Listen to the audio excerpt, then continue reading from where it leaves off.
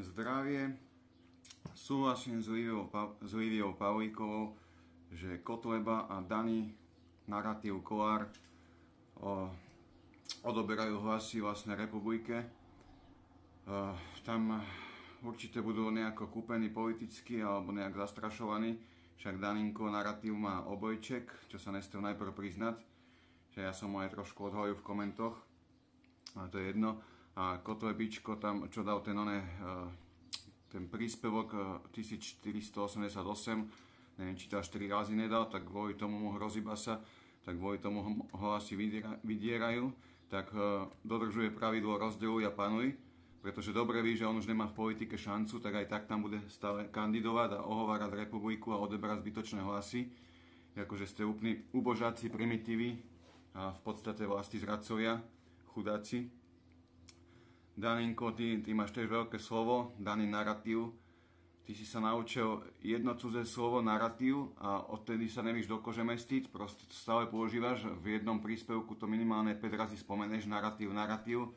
Pritom ľudia nevedia vlastne ani, čo to narratív znamená, možno tak 10% ľudí, ale nie, ty, chudáčik, si sa to naučil, primitívny, tak teraz sa s tým ideš ukazovať, aký si ty inteligentný, tak furt spomínaš narratív, úplne si na tom onanuješ, kokos.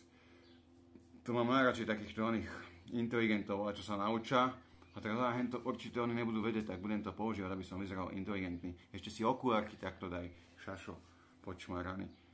Tam spolupracuješ proti republike, aj vtedy pred voľbami si ich odčiernil a kvôli tebe možno sa nedostali do parlamentu. Proste chudačík, a takisto aj Kotleba. Spamätajte sa a choďte na smetisko dejín. Dobre, že vás vymazali z toho internetu, aspoň oného Danyho, lebo už mi teraz videl na nervy.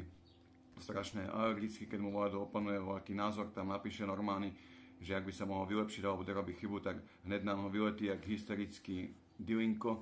Nie, aby si priznal chybu a snažil sa s nej poučiť, tak nie, porad ide do urážok. Takže máš šancu, Daninko, až ty ešte obnova o aký kanál tvoj, ale proste s tým obojčekom si sa mal hneď priznať a nepoužívaj slovo narratív, lebo nikto to nepozná. A taktiež, keď ty vládo kritizuje to v komentoch v dobrom, tak si to ber k srdcu a nie hneď toho človeka urážaš.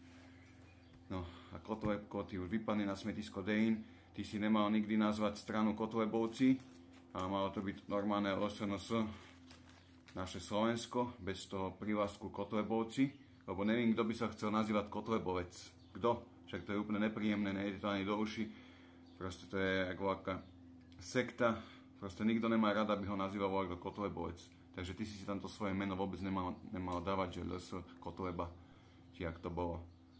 Proste to je egoistická debilina, proste zahod svoje ego, a aj tak s tým názvom 1488, čo si daroval tie príspevky, tak tam si sa tiež asi odhalil.